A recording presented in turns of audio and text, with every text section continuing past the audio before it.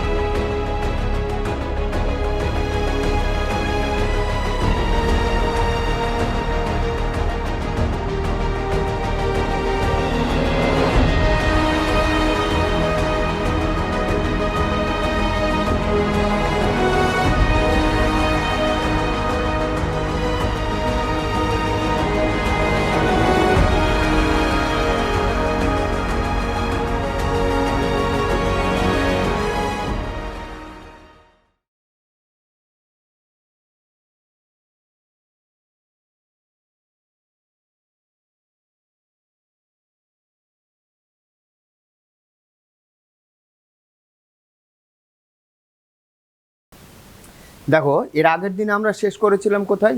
এর আগের দিনে আমরা তিনটা যে ধাতু যুগ, প্রাচীন প্রস্তর যুগ, মধ্য প্রস্তর যুগ, নব্য প্রস্তর যুগ এবং তাম্র প্রস্তর যুগ, এই চারটা যুগের কথা এর আগের দিন আমরা পরিষ্কার করে যুগ বিভাজন করে দেখিয়েছিলাম। আগের দিনে আমরা প্রাচীন প্রস্তর যুগ এবং মধ্য প্রস্তর যুগ, তাদের বৈশিষ্ট্য কী, তাদের কালসীমা কী, এই সময়ের মানুষের ব্যবহৃত অস্ত্রশস্ত্র, সংস্কৃতি সমস্ত নিয়ে আমরা এর আগের দিন আলোচনা করেছি। আজকে আমাদের বিষয় হলো নব্য প্রস্তর যুগ। প্রাচীন মধ্য প্রস্তর যুগের পরে পৃথিবীতে আসে নব্য প্রস্তর যুগ।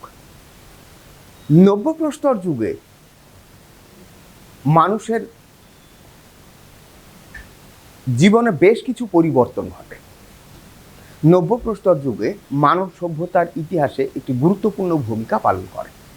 নব্য প্রস্তর যুগে মানুষের জীবনে কি কি পরিবর্তন এসেছিল, নব্য প্রস্তর যুগে মানব সভ্যতার কি কি অগ্রগতি ঘটেছিল, অগ্রগতির বিভিন্ন দিকগুলি আমরা আজকে আলোচনা করব। নব্য প্রস্তর যুগে প্রথম দেখো, নব্য প্রস্তর যুগে কি বলেছি, নব্য প্রস্তর যুগের সময়কাল। নব্য প্রস্তর যুগ সূচনা হয় কবে? নব্য প্রস্তর যুগের সূচনা হয় খ্রিস্টপূর্ব 10,000 অব্দ। খ্রিস্টপূর্ব 10,000 অব্দ থেকে খ্রিস্টপূর্ব 10,000 অব্দে নব্য প্রস্তর যুগের সূচনা হয় এবং নব্য প্রস্তর যুগের শেষ কবে হয়? খ্রিস্টপূর্ব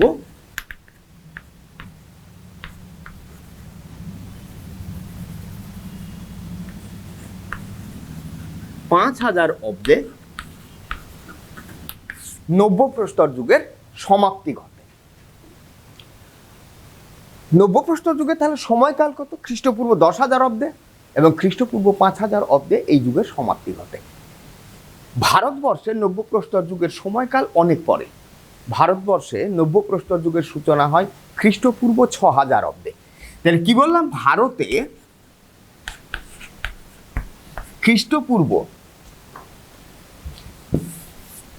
ভারতে নব্য প্রস্তর যুগের সূচনা হয় খ্রিস্টপূর্ব 6,000 অব্দ। খ্রিস্টপূর্ব 6,000 অব্দে ভারতের তোমার বোলানগিরি পথের কাছে কাচ্চি সমভূমিতে মেহেরগড় নামক একটি সভ্যতার অস্তিত্ব খুঁজে পাওয়া যায়। এটি হচ্ছে তোমার নব্য প্রস্তর যুগের সভ্যতার একটি অন্যতম নিদর্শন। এই গেল তো নব্য প্রস্তর যুগের সূচনাকাল। নব্য প্রস্তর যুগের হাতিয়ার। নব্য প্রস্তর যুগে এসে ধারাবাহিক হাতিয়ারগুলিতে ধারাবাহিক যে বিবর্তন, সেই বিবর্তনের ছাপ লক্ষ্য করা যায়। প্রাচীন প্রস্তর এবং মধ্যপ্রস্তর যুগের তুলনায় নব্যপ্রস্তর যুগের অস্ত্রশস্ত্রগুলি ধারাবাহিক বিবর্তনের মধ্যে দিয়ে আরও উন্নত, আরও শক্ত এবং আরও মজবুত হয়, আরও ধারালো হয়। নব্যপ্রস্তর যুগের অস্ত্রশস্ত্রগুলো ছিল আয়তনে আরও ক্ষুদ্র। মধ্যপ্রস্তর যুগের তুলনায় নব্যপ্রস্তর যুগের অস্ত্রশস্ত্রগুলো আরও ছোট, আরও ধারালো এবং আরও তীক্ষ্ণ হয়।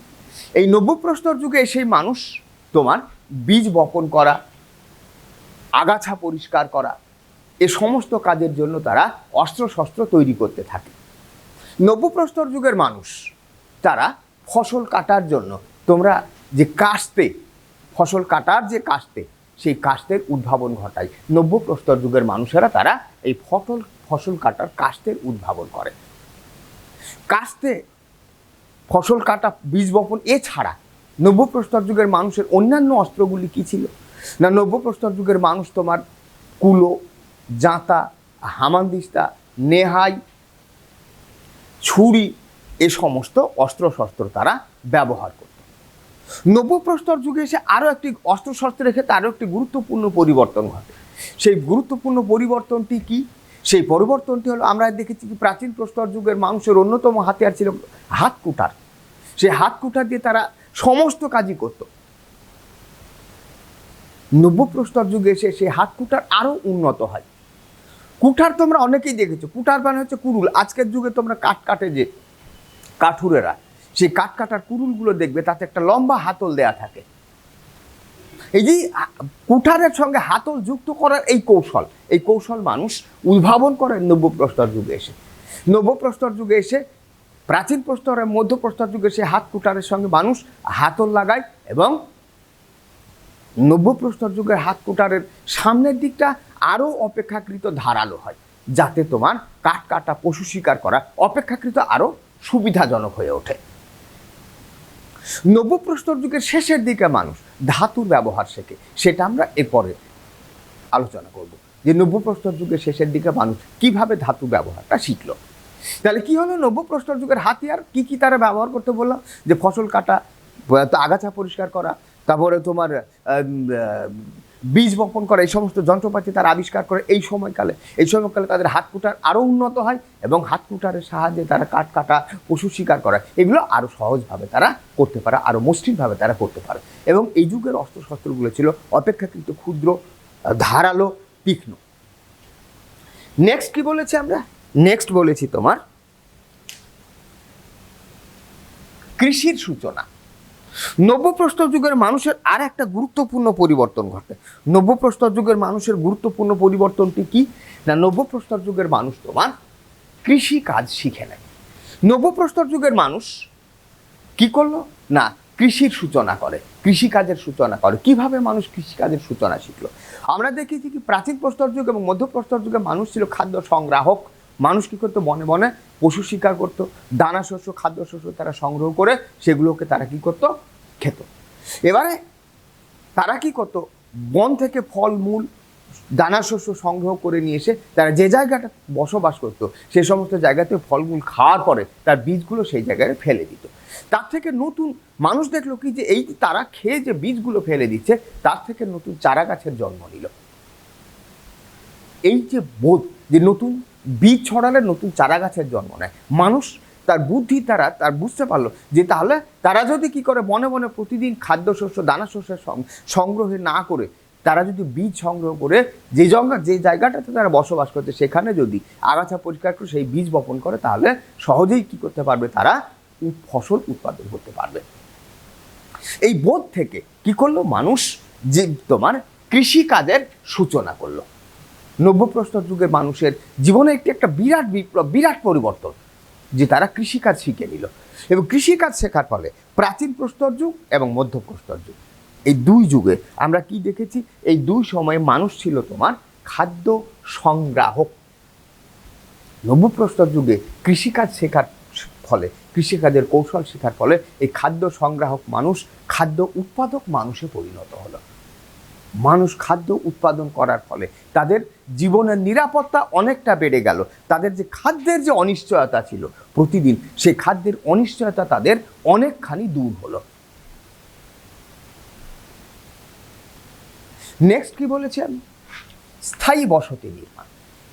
এবার মানুষ যখন আমি কি বললাম যে নব্য প্রস্তর যুগে এসে মানুষ কৃষিকাজের কৌশল তারা আয়ত্ত করে দিল। আগাছা পরিষ্কার করে, বন জঙ্গল পরিষ্কার করে সেই সমস্ত অঞ্চলে তারা কি করলো, শস্য বীজ ছড়িয়ে দিয়ে সেখান থেকে তারা নতুন নতুন চারা গাছের তৈরি করতে শিখলো। মানুষ শস্য উৎপাদন করতে শিখলো।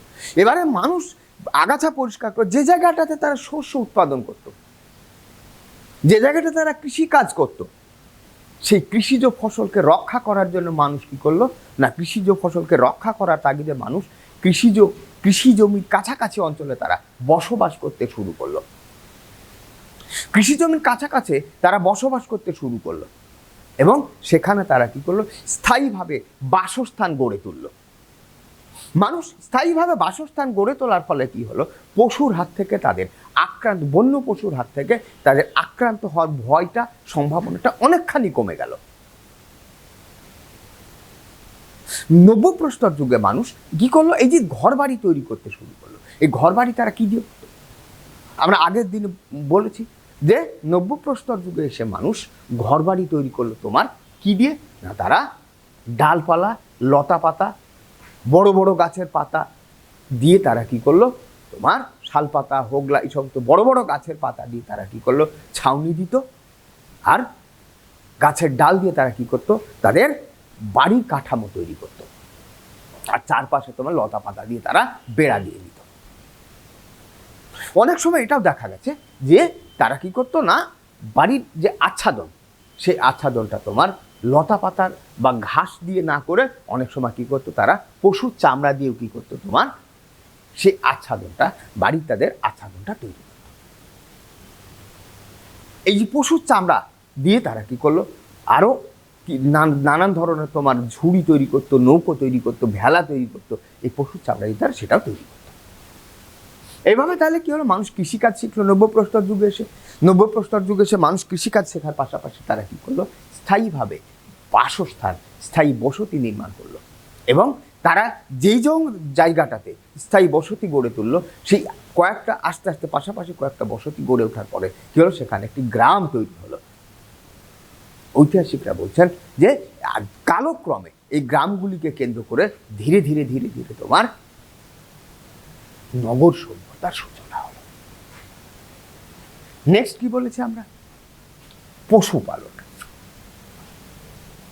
মানুষ কৃষিকাজ শেখার পাশাপাশি কি করলো, তোমার কৃষিকাজের প্রয়োজনে নব্য প্রস্তর যুগের মানুষ পশুপালনও শিখে নিল।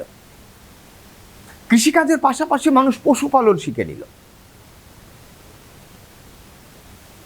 মানুষ, আমি তোমাদের শুরুতেই বলছি যে মানুষ তার দুটো হাত এবং উন্নত মস্তিষ্ক একে কাজে লাগিয়ে মানব সভ্যতার ধারাবাহিক বিবর্তন ঘটিয়েছে। আর এই বিবর্তন ধারাবাহিক, এই যে বিবর্তন, এই বিবর্তন কাহিনীটাই হচ্ছে ইতিহাস। মানুষ তার হাত, তার উন্নত মস্তিষ্ককে কাজে লাগাতে পেরেছে বলেই সভ্যতার ধীরে ধীরে অগ্রগতি ঘটে আজকে আমরা এই জায়গায় পৌঁছেছি।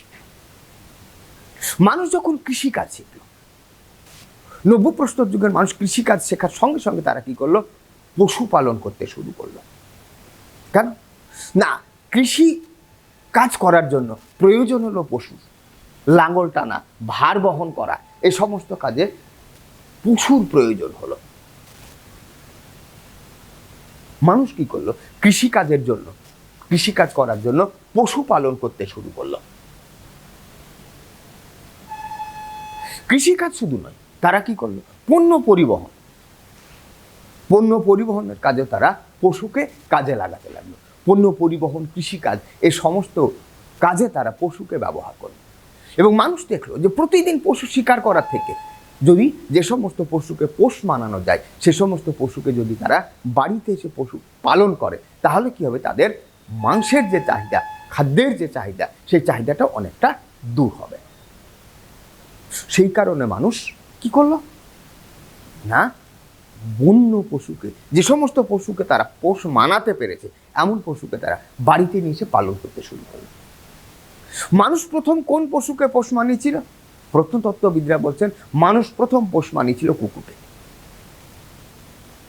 কৃষিকাজে তারা ব্যবহার করলো হাতি, গরু, ঘোড়া, এই সমস্ত পশুকে তারা কৃষিকাজে ব্যবহার করলো। পরবর্তীকালে আস্তে আস্তে তারা ভেড়া, ছাগল এবং মানুষ সর্বশেষ পোষ মানিয়েছিল তোমার ঘোড়াকে। এইভাবে তারা কি করলো, কৃষি এবং পশুপালন এই দুটাকে তাদের অর্থনৈতিক ব্যবস্থার অন্যতম হাতিয়ার স্তম্ভে পরিণত করে দিল। এবং নব্যপ্রস্তর যুগের মানুষের প্রধান জীবিকাই ছিল তোমার কৃষি এবং পশুপালন। নেক্সট কি বলেছি আমরা, অন্যান্য অগ্রগতি। কি হলো তাহলে? নব্যপ্রস্তর যুগে মানুষ কৃষিকাজ শিখে নিল, নব্যপ্রস্তর যুগে মানুষ পশুপালন শিখে নিল। নব্যপ্রস্তর যুগে কৃষিকাজ এবং পশুপালন করার ফলে মানুষের খাদ্যের অনিশ্চয়তা অনেকখানি দূর হলো, মানুষ খাদ্যে স্বনির্ভর হয়ে উঠল,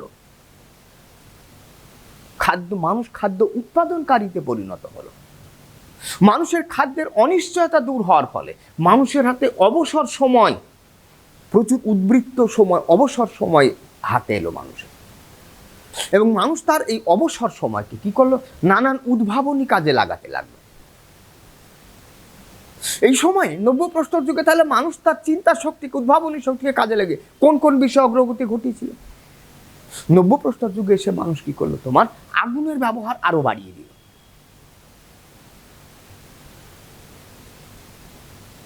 নব্যপ্রস্তর যুগের মানুষ কি করলো, আগুনের ব্যবহার শিখলো। আগুন দেখেছে মানুষ, সেটা আমরা পরে বলবো। আগুন দেখেছিল মানুষ, কিন্তু ব্যবহার করতে জানত না। নব্যপ্রস্তর যুগে সে আগুনের ব্যবহার শিখলো। নব্যপ্রস্তর যুগে সে আর কি করলো, চাকার ব্যবহার মানুষ শিখে নিল। নব্যপ্রস্তর যুগে সে মৃৎপাত্র তৈরি, মাটির পাত্র তৈরি করতে শিখলো। নব্যপ্রস্তর যুগে সে মানুষ কাপড় বুনতে শিখলো। নব্যপ্রস্তর যুগে সে মানুষ নৌকোতে পাল খাটানো শুরু করলো। নব্যপ্রস্তর যুগে এসে মানুষ ডোলমেন নামক এক ধরনের সমাধি তৈরি করতে শিখল। এইভাবে নব্যপ্রস্তর যুগের মানুষ মানব সভ্যতার বিভিন্ন দিকে তারা অগ্রগতি ঘটাল। নেক্সট কি বলেছি দেখো, নব্যপ্রস্তর যুগের বিপ্লব।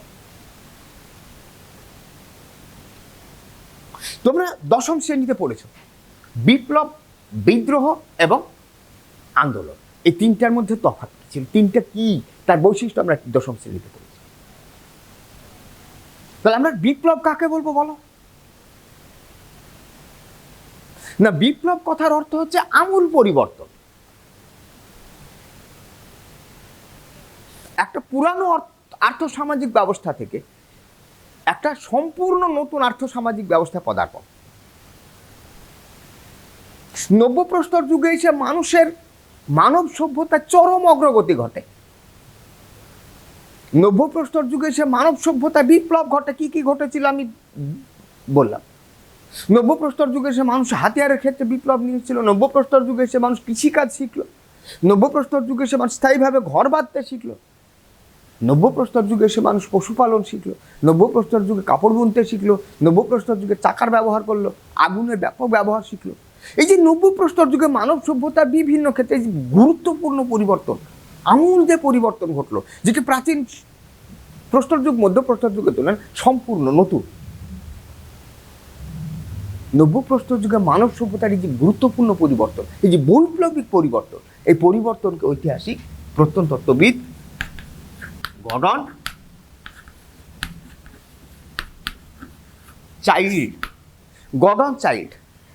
চাইল্ড বলছেন নব্যপ্রস্তর যুগের এই যে পরিবর্তন, এই পরিবর্তনকে তিনি নব্যপ্রস্তর যুগের বিপ্লব নামে অভিহিত করেছেন। নেক্সট কি বলেছি, রাষ্ট্র ব্যবস্থার সূচনা।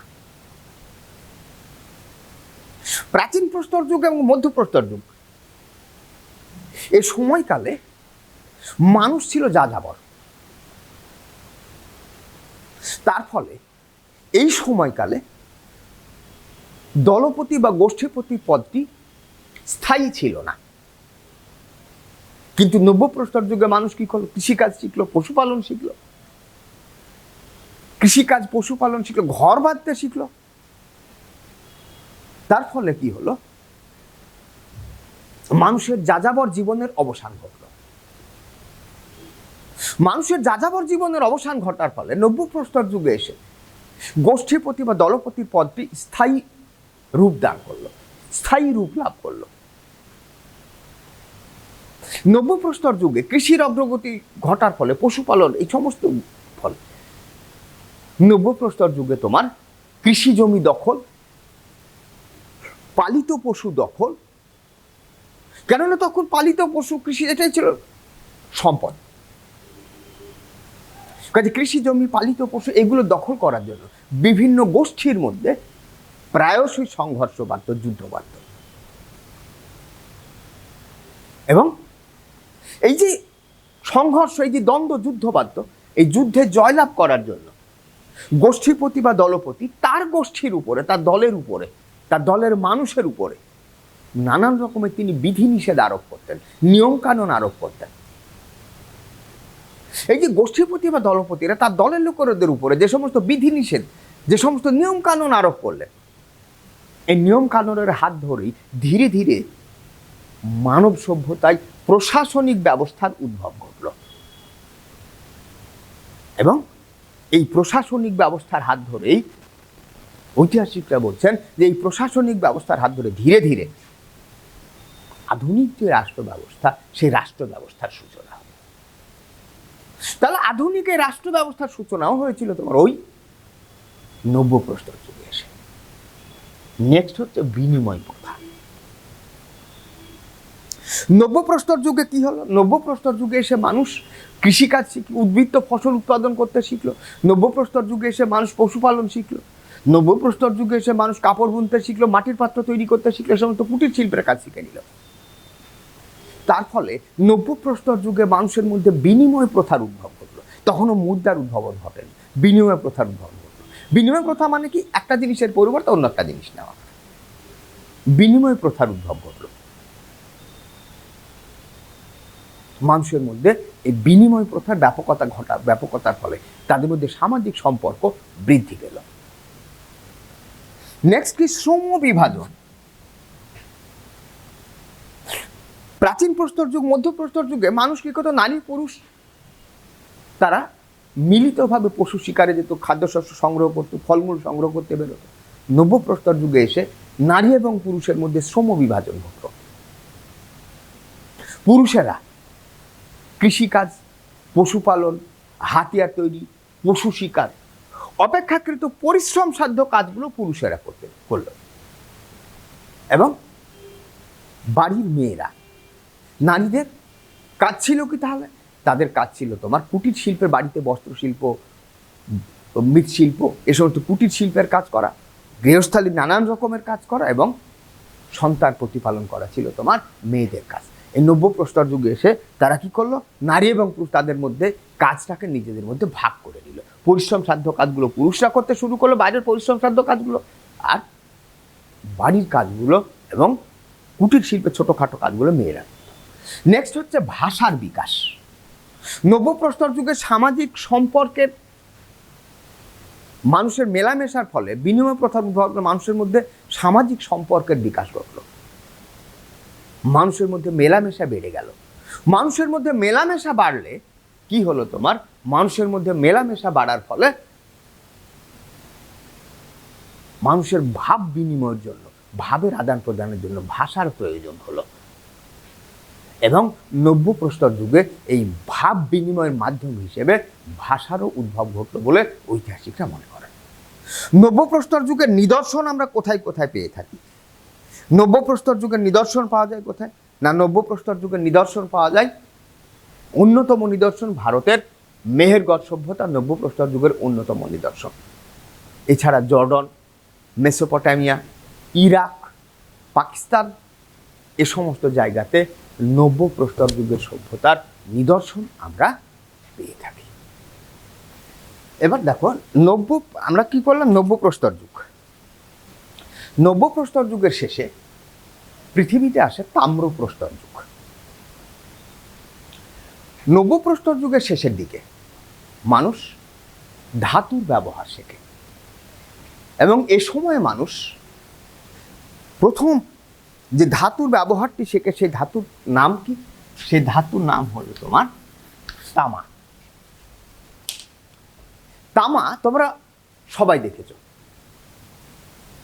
এই তামা পৃথিবীর প্রথম ধাতু হিসেবে মানুষ তামার ব্যবহার শেখে, এবং নব্যপ্রস্তর যুগের শেষের দিকে মানুষ তামা এবং পাথর দুটো কি ব্যবহার করতে বলে এই সময়কে বলা হয় তাম্রপ্রস্তর যুগ।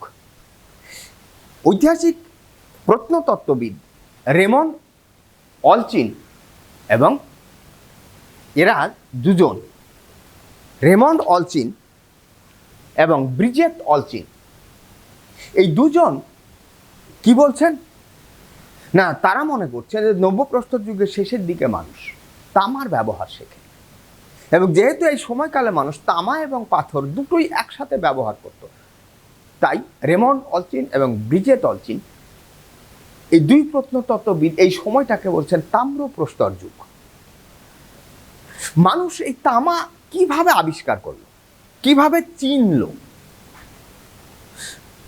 না, নব্যপ্রস্তর যুগে আমি শুরুতেই বললাম তোমাদের যে মানুষ তার দুটো হাত এবং উন্নত মস্তিষ্ককে কাজে লাগিয়ে সভ্যতার অগ্রগতি ঘটায়। মানুষ কি করলো, এই উন্নত পাথরের খোঁজে বেড়াতো, কেন পাথরই ছিল তাদের তোমার ব্যবহারের অন্যতম ধাতু। পাথর কি তারা কি করতো, পাথরের অস্ত্র, পাথরের থালা, পাথরের সমস্ত কিছু পাথরের। তো মানুষ এই উন্নত পাথরের খোঁজ করে বেড়াতো। এই উন্নত পাথর খুঁজতে খুঁজতে মানুষ একদিন কি করলো, একটি সবুজ রঙের পাথর খুঁজে পেল। সেই সবুজ রঙের পাথরটাকে তারা কুড়িয়ে নিয়ে এলো। সবুজ রঙের পাথরটাকে নিয়ে এসে তারা সেই পাথরটাকে আগুনে দিল। পাথরটাকে আগুনে গলিয়ে সে পাথর থেকে তারা একটি নতুন ধাতু সংগ্রহ করলো। এই যে পাথর থেকে তারা সবুজ রঙের যে পাথরটি পেল, তার থেকে যে আগুনে পুড়িয়ে তার যে ধাতুটি সংগ্রহ করলো সেটাই হচ্ছে তামা।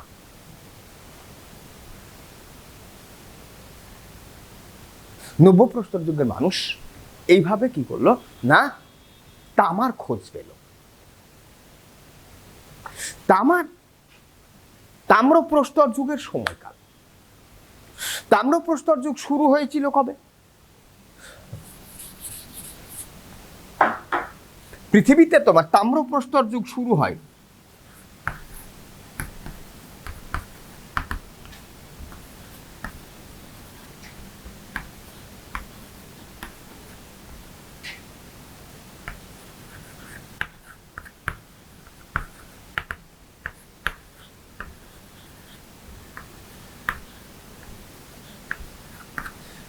তাম্রপ্রস্তর যুগ শুরু হয় তোমার খ্রিস্টপূর্ব 8000 অব্দে, এবং তাম্রপ্রস্তর যুগের শেষ হয় খ্রিস্টপূর্ব 3000 অব্দে।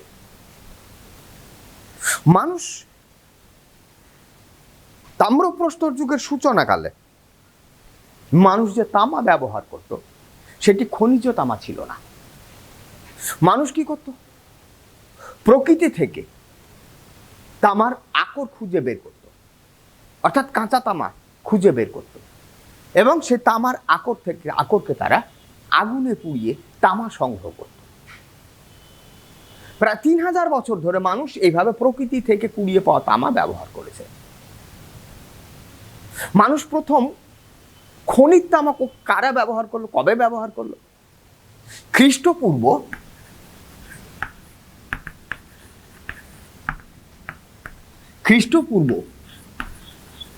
5000 অব্দে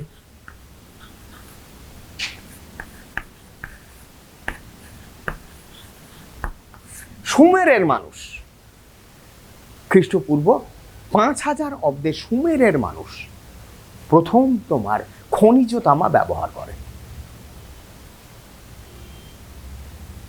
আমাদের ভারতবর্ষে মেহেরগড় সভ্যতার লোকেরা তোমার খনিজ তামার ব্যবহার জানত, এবং তারা তামা গলাবার কৌশলও জানত। এরপরে কি বলছে, তামার ব্যবহারের সুবিধা কি? তাম্রপ্রস্তর যুগে মানব সভ্যতার ব্যাপক অগ্রগতি ঘটে। তাম্রপ্রস্তর যুগে এসে তামার ব্যবহার শেখার ফলে মানব সভ্যতার কি পরিবর্তন ঘটে? তামা ব্যবহারের সুবিধে কি আমি বলেছি। তামা তোমরা দেখেছো যে তামা অপেক্ষাকৃত মজবুত, তামা শক্ত এবং তামার তৈরি অস্ত্র শস্ত্র আরো ধারালো, আরো তীক্ষ্ণ। তামার তৈরি অস্ত্র শস্ত্র ছিল আরো ধারালো, আরো অনেক তীক্ষ্ণ। তামা ব্যবহারের সুবিধা কি বলেছি? তামা ছিল তোমার নমনীয়, নরম ধাতু। পাথরকে যে কোনো আকার দেওয়াটা অপেক্ষা খুব কঠিন কাজ। পাথর থেকে অস্ত্র শস্ত্র তৈরি করা, পাথর থেকে পাত্র তৈরি করা, সে অনেক সময় সাপেক্ষ ব্যাপার।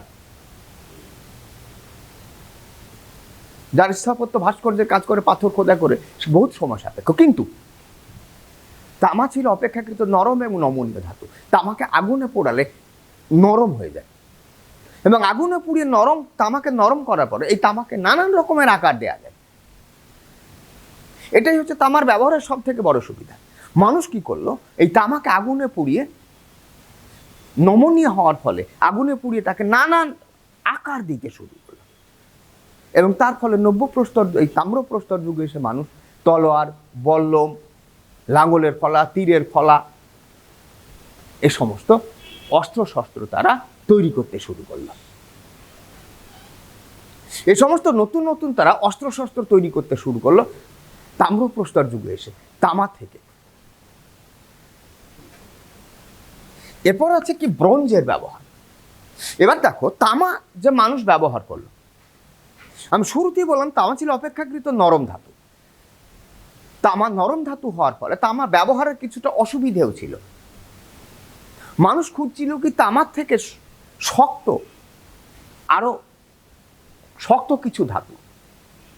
ততদিনে মানুষ টিনের ব্যবহার শিখে নিয়েছে। মানুষ কি করলো? এবারে টিনের সঙ্গে তামাকে মিশিয়ে একটি নতুন ধাতু তৈরি করলো। টিনের সঙ্গে তামাকে মিশিয়ে তারা নতুন যে ধাতুটি তৈরি করলো সেটি হচ্ছে ব্রোঞ্জ। এবং তাম্রপ্রস্তর যুগের পরে পৃথিবীতে আরো নতুন যে যুগটি এলো সেটা হচ্ছে তাম্র ব্রোঞ্জ যুগ। অর্থাৎ তাম্র ব্রোঞ্জ যুগে মানুষ তামা এবং ব্রোঞ্জ দুটোকে একসাথে ব্যবহার করত। ব্রোঞ্জের তৈরি অস্ত্র আরো ধারালো, আরো শক্ত এবং আরো মজবুত হলো। এবং তাম্র ব্রোঞ্জ যুগে এসে মানব সভ্যতার আরো ব্যাপক অগ্রগতি ঘটে। তাম্র ব্রোঞ্জ যুগে এসে সভ্যতার ধীরে ধীরে নদীমাতৃক সভ্যতার সৃষ্টি হয়, এবং এই নদীমাতৃক সভ্যতার হাত ধরে আস্তে আস্তে তোমার নগর সভ্যতার সূচনা ঘটে। সভ্যতার অগ্রগতি। তাম্রপ্রস্তর যুগে, তাম্র ব্রোঞ্জ যুগে মানব সভ্যতা কি অগ্রগতি ঘটে? তাম্র ব্রোঞ্জ যুগে এসে কি হলো না, সভ্যতার বিভিন্ন দিকের অগ্রগতি ঘটে। তাম্রপ্রস্তর যুগে এসে মানুষ নতুন নতুন অস্ত্র শস্ত্র তারা তৈরি করে। তারা তামার লাঙ্গলের ফলা, তলোয়ার, ছুরি, বল্লম, এই সমস্ত অস্ত্র শস্ত্র তারা ব্যবহার করতে, তীরের ফলা, এ সমস্ত অস্ত্র শস্ত্র ব্যবহার করতে শেখে। বিশেষ করে তাম্রপ্রস্তর যুগে তামার ব্রোঞ্জের তৈরি লাঙ্গল ব্যবহার করার ফলে কৃষির ব্যাপক অগ্রগতি ঘটে। কৃষি জমির সম্প্রসারণ ঘটে। বন জঙ্গল পরিষ্কার করে কৃষি জমির আয়তন বৃদ্ধি পায়। কৃষি জমির আয়তন বৃদ্ধি পাওয়ার ফলে প্রচুর পরিমাণে উদ্বৃত্ত কৃষিজ পণ্য তৈরি হয়। কৃষির প্রয়োজনে এই সময় পশু চাহিদা বাড়ে, এবং পশুর চাহিদা বাড়ার ফলে পশুপালনের অগ্রগতি ঘটে। পশুপালন আরো বেড়ে যায়। তাম্রপ্রস্তর যুগে এসে মানুষের কাঠের চাহিদা বেড়ে যায়। মানুষ ঘরবাড়ি তৈরি করা এবং ঘরবাড়ি তৈরি করার পাশাপাশি তারা যানবাহন তৈরি করার কাজেও তারা কাঠকে ব্যবহার করতে থাকে। ঘরবাড়ি তৈরি করা, যানবাহনের কাজে তারা কাঠের বিপুল পরিমাণে ব্যবহার করে। এছাড়া তাম্রপ্রস্তর যুগে মানুষ চাকার ব্যবহার শেখে। তাম্রপ্রস্তর যুগে মানুষ চাকার ব্যবহার করার ফলে, কুমোরের চাকা, যারা তোমার মাটির পাত্র তৈরি করে সেখানে গিয়ে দেখবে যে কুমোররা কিভাবে চাকাকে ব্যবহার করে সুন্দর সুন্দর সব মাটির নানান রকমের পাত্র তৈরি করে। তাম্রপ্রস্তর যুগে এই চাকার ব্যবহার বিপুলভাবে বৃদ্ধি পায়। চাকার ব্যবহার বৃদ্ধি পাওয়ার ফলে মৃৎশিল্পের ক্ষেত্রে অভাবনীয় উন্নতি ঘটে। এই সময়কালে তোমার বয়ন শিল্পের ক্ষেত্রে তাঁতের ব্যবহার বৃদ্ধি পায়। তাঁতের ব্যবহার বৃদ্ধি পাওয়ার ফলে বয়ন শিল্পেরও যথেষ্ট অগ্রগতি ঘটে। এই সময়কালে তোমার মৃৎপাত্রের ব্যবহার বৃদ্ধি পাওয়ার ফলে মানুষ আগুনের ব্যবহার তার আগেই শিখে নিয়েছে। মৃৎপাত্রের ব্যবহার বৃদ্ধি পায় এবং তার পাশাপাশি তোমার ধাতুর পাত্র তৈরি হয়, তামার পাত্র, ব্রোঞ্জের পাত্র তৈরি হয়। তামার পাত্র এবং ব্রোঞ্জের পাত্র তৈরি হওয়ার ফলে মানুষের খাদ্যাভ্যাসে বিপুল পরিবর্তন ঘটে। যে মানুষ কাঁচা মাংস খেত সেই মানুষ তাম্রপ্রস্তর যুগে এসে এ সমস্ত তামা, ব্রোঞ্জ, মাটির পাত্রকে ব্যবহার করে তারা নানান ধরনের খাবার তৈরি করতে থাকে। এবং তাম্রপ্রস্তর যুগে, নব্যপ্রস্তর যুগ থেকে মানুষ শুরু করেছিল ঝলসানো মাংস খেতে। তাম্রপ্রস্তর যুগে এসে মানুষ সেই মাংসকার কাঁচা না খেয়ে তারা কি করতো, রান্না করে খেত। এবং এই কারণে এই যে রান্না করার জন্য তারা নানান ধরনের পাত্র, সে মাটির হতে পারে, তামার হতে পারে, ব্রোঞ্জের পাত্র তৈরি করত। রান্নার কাজ ছাড়াও অন্যান্য কাজেও তারা কি করত, মাটির পাত্র, তামার পাত্র তারা ব্যবহার করত।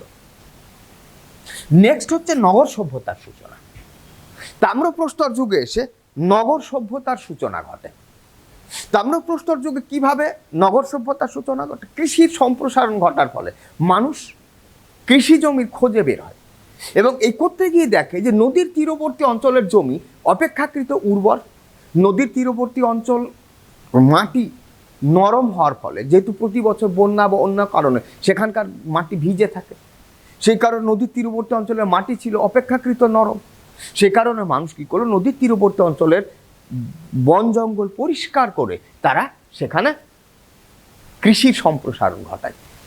শুধুমাত্র কৃষিকাজের সুবিধাই না, নদীর তীরবর্তী অঞ্চলে পশুপালন, পরিবহন, মাছ ধরা, নানান সুযোগ সুবিধা থাকার ফলে নদীর তীরবর্তী অঞ্চলে মানুষ স্থায়ীভাবে বসতি গড়ে তোলে। তাম্রপ্রস্তর যুগে, তাম্রব্রোঞ্জ যুগে তোমার আমাদের ভারতবর্ষের সিন্ধু নদের তীরে, চীনে হোয়াংহো, ইয়াংশিকিয়াং নদীর ধারে, মেসোপটামিয়ায়, গ্রিসে, এই সমস্ত দেশে নদীকে কেন্দ্র করে একটি নতুন সভ্যতা গড়েছে, যেটাকে আমরা বলছি নদীমাতৃক সভ্যতা। এই নদীমাতৃক সভ্যতার হাত ধরেই পৃথিবীতে তোমার নগর সভ্যতার সূচনা হয়। নেক্সট হচ্ছে পুরুষের প্রাধান্য। নব্যপ্রস্তর যুগে, এই তাম্রপ্রস্তর যুগে এসে আমরা নব্যপ্রস্তর যুগে, তাম্রপ্রস্তর যুগে এসে কি করলো না, এই পশুপালন করা, হাতিয়ার তৈরি করা, কৃষি কাজ করা, এ সমস্ত শিকার করা, এ সমস্ত পরিশ্রম সাধ্য কাজ, যেগুলোতে পরিশ্রম বেশি, সেই সমস্ত কাজগুলো পুরুষেরা করতে থাকে। তার ফলে পুরুষরা পরিশ্রম সাধ্য কাজগুলি করার ফলে সমাজে পুরুষদের প্রাধান্য বেড়ে যায় এবং কর্তৃত্বের প্রশ্নে মেয়েরা ক্রমশ পিছিয়ে পড়ে। এবং তাম্রপ্রস্তর যুগে এসে যে তোমার প্রাচীন প্রস্তর যুগ, মধ্যপ্রস্তর যুগ, নব্যপ্রস্তর যুগের সমাজ ব্যবস্থা যেখানে ছিল মাতৃতান্ত্রিক, পরিবারের প্রধান ছিলেন যেখানে মেয়েরা, তাম্রপ্রস্তর যুগে এসে এই কর্তৃত্বের প্রশ্নে সমাজে পুরুষদের প্রাধান্য বাড়তে থাকে। তার কারণ হলো যে পরিশ্রম সাধ্য কাজগুলো পুরুষরা করতে বলে সমাজে তাদের কর্তৃত্ব, পরিবারে তাদের কর্তৃত্ব আস্তে আস্তে বাড়তে থাকে। এবং যে প্রাচীন প্রস্তর যুগ, মধ্যপ্রস্তর যুগ, নব্যপ্রস্তর যুগে যেখানে মানব সভ্যতা ছিল মাতৃতান্ত্রিক, সেখানে তাম্রপ্রস্তর যুগ, তাম্রব্রোঞ্জ যুগে এসে সভ্যতা হয়ে গেল তোমার পুরুষতান্ত্রিক। সমাজে পুরুষদের প্রাধান্য বাড়তে থাকে। অস্তিত্বের নিদর্শন কোথায় কোথায় এই তাম্রপ্রস্তর যুগের নিদর্শন আমরা পেয়ে থাকি। তাম্রপ্রস্তর যুগের নিদর্শন পাওয়া যায় মিশর, জর্ডন, ইরাক। আমাদের ভারতবর্ষের তাম্রপ্রস্তর যুগের নিদর্শন আমরা পেয়ে থাকি। নেক্সট আমাদের কি বললাম, যে শিকারী ও খাদ্য সংগ্রাহক আদিম মানুষের সংস্কৃতি। প্রাচীন প্রস্তর যুগ এবং মধ্যপ্রস্তর যুগ, এই দীর্ঘ সময়কাল ধরে মানুষ ছিল খাদ্য সংগ্রাহক। এই প্রাগৈতিহাসিক যুগে এই যে দীর্ঘ সময়কাল, এই সময়কালে মানুষ খাদ্য সংগ্রহ করত এবং এই সময়কালে খাদ্য সংগ্রাহক মানুষের দলবদ্ধভাবে তারা বাস করার ফলে তাদের মধ্যে নিজস্ব সংস্কৃতির জন্ম নেয় এবং মানুষ পাশাপাশি বসবাস করার ফলে তাদের মধ্যে যে সামাজিক সম্পর্কের বিকাশ ঘটে, সেই সামাজিক সম্পর্কের হাত ধরেই নব্যপ্রস্তর তোমার শিকারী ও খাদ্য সংগ্রাহক আদিম মানুষের মধ্যে তাদের এক নিজস্ব সংস্কৃতির জন্ম নেয়। শিকারী মানুষ তার দুটি হাত এবং উন্নত মস্তিষ্ককে কাজে লাগিয়ে তারা সভ্যতাকে আরো সামনের দিকে এগিয়ে নিয়ে যায় এবং সভ্যতার অগ্রগতি ঘটে। শিকারী খাদ্য সংগ্রাহক আদিম মানুষের মধ্যে ধীরে ধীরে তাদের নিজস্ব সংস্কৃতি গড়ে ওঠে। আমাদের প্রশ্ন হলো, শিকারী মানুষের মধ্যে যে সংস্কৃতির বিকাশ ঘটে সেই সংস্কৃতির বৈশিষ্ট্য কি? তার প্রথম, মাতৃতান্ত্রিক সমাজ। নবপ্রস্তর যুগের এই শিকারী মানুষ, প্রাচীন প্রস্তর এবং মধ্যপ্রস্তর যুগের শিকারী মানুষ তাদের নিজেদের জীবনের নিরাপত্তা এবং পশু শিকার করার জন্য তারা দলবদ্ধভাবে বসবাস করত। এই দলবদ্ধতার ফলে, দলবদ্ধভাবে বসবাস করার ফলে তাদের মধ্যে সামাজিক সম্পর্কের বিকাশ ঘটে। চীনের ঝাওকাওতিয়ান নামক গুহায়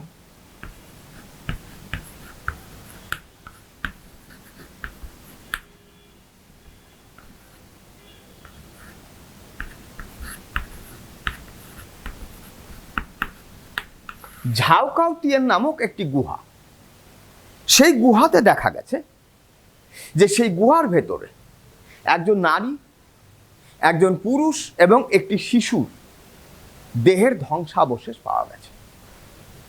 এর থেকে প্রত্নতত্ত্ববিদরা মনে করছেন যে শিকারী খাদ্য সংগ্রাহক আদিম মানুষের মধ্যে পারিবারিক জীবনের অস্তিত্ব ছিল এবং শিকারী খাদ্য সংগ্রাহক আদিম মানুষের যে পরিবার, সেই পরিবার কেমন ছিল? সেই পরিবার ছিল মাতৃতান্ত্রিক। সমাজে মাতৃতান্ত্রিক সমাজ ব্যবস্থার বৈশিষ্ট্য কি না, যে সমাজ ব্যবস্থায় যেখানে মেয়েদেরই পরিবার এবং সমাজে মেয়েদের প্রাধান্য, যেখানে সেটাই হচ্ছে মাতৃতান্ত্রিক সমাজ। শিকারী খাদ্য সংগ্রাহক আদিম মানুষের যে সমাজ, সেই সমাজ ব্যবস্থা ছিল মাতৃতান্ত্রিক। নেক্সট কি বলেছি আমরা? হাতিয়ারের ব্যবহার। মানুষ নিজেদের জীবনের নিরাপত্তা এবং খাদ্য সংগ্রহের জন্য তারা বিভিন্ন ধরনের হাতিয়ার ব্যবহার করত। শিকারী মানুষ মূলত তারা পাথরেরই হাতিয়ার ব্যবহার করত এবং পাথরের তৈরি বিভিন্ন ধরনের হাতিয়ার তারা ব্যবহার করত। শিকারী মানুষ পাথরের তৈরি যে হাতিয়ার ব্যবহার করত, সেই হাতিয়ারের মধ্যে অন্যতম ছিল তোমার কুঠার। কুঠার ছিল তাদের ব্যবহৃত হাতিয়ারগুলির মধ্যে অন্যতম। কুঠার ছাড়া তারা অন্যান্য কি হাতিয়ার ব্যবহার করত? কুঠার ছাড়া তারা ছুরি, সূঁচ, বড়শি, হারপুন, নেহাই এ সমস্ত অস্ত্রশস্ত্র শিকারী মানুষ ব্যবহার করত। এবং এই যুগের শেষের দিকে শিকারী মানুষ তারা তীর ধনুকের ব্যবহার শিখেছিল বলে প্রত্নতত্ত্ববিদরা মনে করে থাকেন। নেক্সট হচ্ছে কি বাসগৃহ নির্মাণ। শিকারী মানুষ গুহায় বাস করত প্রথমে, কিন্তু পৃথিবীতে গুহার সংখ্যা ছিল অপ্রতুল এবং পরিযানের ফলে মানুষ যে সমস্ত অঞ্চলে ছড়িয়ে পড়েছিল সেই সমস্ত অঞ্চলে গুহার সংখ্যা তত বেশি ছিল না। গুহার স্বল্পতার কারণে মানুষ কি করলো না, মানুষ ঘর বাঁধতে শিখল এবং সে সময়কালে মানুষ আগুনের ব্যবহার তত জানতো না। আগুনের ব্যবহার না জানার ফলে আগুনকে কাজে লাগিয়ে তারা হিংস্র পশুর কাছ থেকে গুহার দখল করতেও পারত না। সে কারণে তারা বিকল্প হিসেবে, গুহার বিকল্প হিসেবে তারা ঘর বাঁধতে শিখল। এবং তারা কি দিয়ে ঘর বাঁধত না, তারা ঘর বাঁধত গাছের ডাল, লতা পাতা এবং ছাউনি হিসেবে তারা ব্যবহার করত বড় পশুর চামড়া অথবা বড় গাছের পাতাকে তারা ছাউনি হিসেবে ব্যবহার করত। এবং এই সময়কালে শিকারী মানুষ বাসগৃহ নির্মাণ করার ফলে তাদের হিংস্র পশুর হাত থেকে তাদের নিরাপত্তা অনেক বেড়ে যায় এবং মানুষ প্রকৃতির হাত থেকে অনেকখানি রক্ষা পায়। নেক্সট হচ্ছে আগুনের ব্যবহার। শিকারী মানুষ আগুনের ব্যবহার জানত। শিকারী মানুষ আগুন দেখেছিল কিন্তু তারা আগুন জ্বালাতে পারত না। মানুষ আগুন জ্বালাতে অনেক পরে শিখেছে, নব্যপ্রস্তর যুগে এসে তারা আগুন জ্বালাতে শিখেছে, কিন্তু মানুষ আগুনের ব্যবহার জানতো। আগুনের ব্যবহার তারা কি করে শিখেছিল, কোথা থেকে শিখেছিল তারা আগুনের ব্যবহার? না, মানুষ দাবানলের আগুন দেখে, আগ্নেয়গিরির আগুন দেখে আগুনের ব্যবহার শিখেছিল। এবং আগুনের ব্যবহার শেখার ফলে যে মানুষ প্রাচীন প্রস্তর যুগে এসে যারা কি করতো, কাঁচা মাংস খেত, আগুনের ব্যবহার করার ফলে তারা পোড়ানো মাংস খেতে শুরু করলো। এবং আগুনের ব্যবহার জানার ফলে তারা আগুনকে কাজে লাগিয়ে শীতের হাত থেকে রক্ষা পেল। আগুনকে কাজে লাগিয়ে তারা হিংস্র পশুকে তাড়াতে সক্ষম হলো এবং হিংস্র পশুর হাত থেকে তারা আগুনকে ব্যবহার করে নিজেদের রক্ষা করলো। এবং আগুনের ব্যবহার জানার ফলে তাদের খাদ্যাভ্যাসেও ধীরে ধীরে ব্যাপক পরিবর্তন ঘটল। নেক্সট হচ্ছে মৃৎপাত্রের ব্যবহার। এই সময়কালে আগুনের ব্যবহার জানার ফলে মানুষ কি করলো, রান্নার প্রয়োজনে পাত্রের ব্যবহার বৃদ্ধি পেল। রান্নার প্রয়োজন ছাড়াও মানুষ নানান কাজে পাত্র ব্যবহার করত। এবং এই শিকারী মানুষ রান্না করার কাজ ছাড়াও অন্যান্য কাজেও তারা পাত্রকে ব্যবহার করত। নেক্সট হচ্ছে জলযানের ব্যবহার। শিকারী মানুষ এক জায়গা থেকে অন্য জায়গায় যাতায়াত এবং পণ্য পরিবহনের জন্য তারা নৌকা, ভেলা এ সমস্ত জলযান তৈরি করতে শুরু করে। মানুষ তার বুদ্ধির দ্বারা কি দেখেছিল, যে কাঠের গুঁড়ি জলে ভেসে যাচ্ছে। কাঠের গুঁড়িকে জলে ভাসতে থেকে মানুষের মধ্যে প্রথম এই ধারণাটা আসে যে কাঠের গুঁড়ি যদি জলে ভাসতে পারে তাহলে কাঠকে খোদাই করে সেই কাঠ থেকে যদি তারা নৌকো, ভেলা এ সমস্ত কিছু তৈরি করতে পারে তাহলে তাকে সহজেই জলে ভাসিয়ে দিয়ে তারা জলপথে এক জায়গা থেকে অন্য জায়গায় যেতে পারবে। তাতে তাদের পণ্য পরিবহনের সুবিধা হবে এবং জলপথে যাতায়াতেরও সুবিধা হবে। সেই কারণে মানুষ কি করলো না, শিকারী মানুষ কাঠের ভেলা, নৌকো এ সমস্ত কাঠকে খোদাই করে, বড় বড় গুঁড়ি কাঠকে খোদাই করে, কেননা তখনও মানুষ কাঠ দিয়ে আজকের দিনের মতো তক্তা তৈরি করতে পারতো না। বড় বড় কাঠের গুঁড়িকে তারা কি করতো, খোদাই করে সেটা থেকে বড় কাঠ দিয়েই তারা নৌকো, ভেলা এগুলো তৈরি করত। এছাড়া শিকারী মানুষ চামড়ার তৈরি নৌকো, চামড়ার তৈরি ভেলা এগুলোও তৈরি করত। এ ধরনের তোমার নৌকো, ভেলা চেকোস্লোভাকিয়া আজ থেকে ৮,০০০ বছর আগের নৌকো, ভেলা এর নিদর্শন আমরা পেয়েছি, চেকোস্লোভাকিয়াতে পেয়েছে। নেক্সট হচ্ছে পশুপালন। শিকারী মানুষ, শিকারী খাদ্য সংগ্রাহক মানুষ, তারা পশুপালন করতে শিখেছিল। প্রত্নতত্ত্ববিদরা বলছেন যে মানুষ নিজে পশুপালন করতে শিখেছিল না পশু নিজে পোষ মেনেছিল তা নিয়ে বিতর্ক আছে, কিন্তু মানুষ প্রথম যে পশুটিকে পোষ মানিয়েছিল সেটা হচ্ছে শিকারী কুকুর। শিকারী কুকুর হচ্ছে মানুষের প্রথম পালিত পশু। এই কুকুরকে কাজে লাগিয়ে, কুকুরের যে ঘ্রাণ শক্তি অত্যন্ত তীব্র, এবং কুকুরের ঘ্রাণ শক্তিকে কাজে লেগে মানুষ তার বাসস্থান থেকে অনেক দূরবর্তী স্থানের পশুর সন্ধান তারা পেত। এবং শিকারী কুকুরকে কাজে লাগিয়ে তারা কি করতো না, শিকারে যেত। তাদের শিকারের কাজটা অনেকটা সহজ হয়। শিকারী কুকুরকে কাজে লাগিয়ে তারা কি করতো না, হিংস্র পশুর পালকে তারা তাদের বস্তি অঞ্চল থেকে তারা তাড়াতে সক্ষম হতো। কুকুর ছাড়া মানুষ আস্তে আস্তে গরু, ভেড়া, ছাগল, হাতি এ সমস্ত পশু, ঘোড়া এ সমস্ত পশুকে তারা ধীরে ধীরে পোষ মানাতে শেখে এবং পশুপালনকে তারা তাদের একটি অন্যতম জীবিকা হিসেবে বেছে নেয়। চিত্রকলা। শিকারী মানুষ কি করতো, অবসর সময়কালে গুহার দেওয়ালে নানান ধরনের চিত্র, নানান ধরনের ছবি তারা আঁকত। তারা কিসের ছবি আঁকত? বিভিন্ন পশুর ছবি, শিকারের ছবি এবং আহত পশুর সামনে নৃত্যরত মানুষের ছবি। এ সমস্ত ছিল তাদের চিত্রকলার বিষয়বস্তু। মানুষ গুহার দেয়ালে অবসর সময়কালে এ ধরনের চিত্রগুলোকে তারা এঁকে রাখত। স্পেন এবং ফ্রান্সের বিভিন্ন গুহাতে এ ধরনের চিত্রকলার নিদর্শন প্রত্নতত্ত্ববিদরা খুঁজে পেয়েছেন। এছাড়া আফ্রিকারও বিভিন্ন গুহাতে এ ধরনের চিত্রকলার নিদর্শন আমরা পেয়েছি। নেক্সট হচ্ছে ধর্মবিশ্বাস। শিকারী মানুষের মধ্যে এই যে আমরা কি বললাম, গুহার ভেতরে যে চিত্রকলা, যে বিভিন্ন ধরনের চিত্র মানুষ এঁকে রাখতো, এই চিত্রগুলি কি করতো, মানুষ গুহার সামনের দিকে যে অঞ্চলে তারা যে সমস্ত যেখানে বসবাস করত সেখানে ব্যবহার না করে, বা যেখানে দিনের আলো বেশি পৌঁছতো সেখানে চিত্রগুলিকে না এঁকে গুহার অনেকটা ভেতরে অন্ধকার জায়গাগুলোতে তারা এই চিত্রগুলিকে এঁকে রাখত।